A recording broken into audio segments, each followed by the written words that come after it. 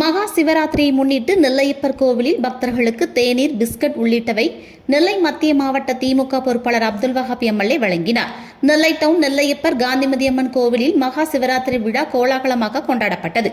சிவராத்திரியை முன்னிட்டு திரளான பக்தர்கள் இரவு முழுவதும் கண்விழித்து சுவாமி தரிசனம் செய்ய கோவிலுக்கு வந்திருந்தனர்.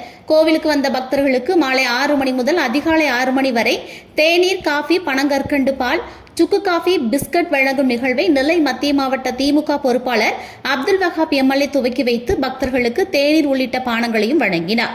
நிகழ்வில் நெல்லை மாநகராட்சி மேயர் ராமகிருஷ்ணன், துணை மேயர் KR ராஜு, நெல்லையப்பர் கோவில் அறங்காவலர் குழு தலைவர் செல்லையா, வழக்கறிஞர் தினேஷ், மாநகர துணை செயலாளர் பிரபு பாண்டியன், பாளை பகுதி செயலாளர் ஆண்டன் செல்லத்துறை, பகுதி அவைத்தலைவர் சுப்பையா, அமிதாப், விவசாய அணி கால்வாய் துரைபாண்டியன், பொறியாளர் அணி சாய்பாபா, தகவல் தொழில்நுட்ப அணி மாவட்ட துணை அமைப்பாளர் காசிமணி, முன்னாள் வட்ட செயலாளர் பாஸ்கர், பேட்டை முகமது கனி உள்ளிட்ட திமுக நிர்வாகிகள், கோவில் அறங்காவலர் குழு உறுப்பினர்கள், அதிகாரிகள் மற்றும் பக்தர்கள் கலந்து கொண்டனர். ஏற்பாடுகளை நெல்லை மாநகராட்சி கவுன்சிலர் உலகநாதன் சிறப்பாக செய்திருந்தார்.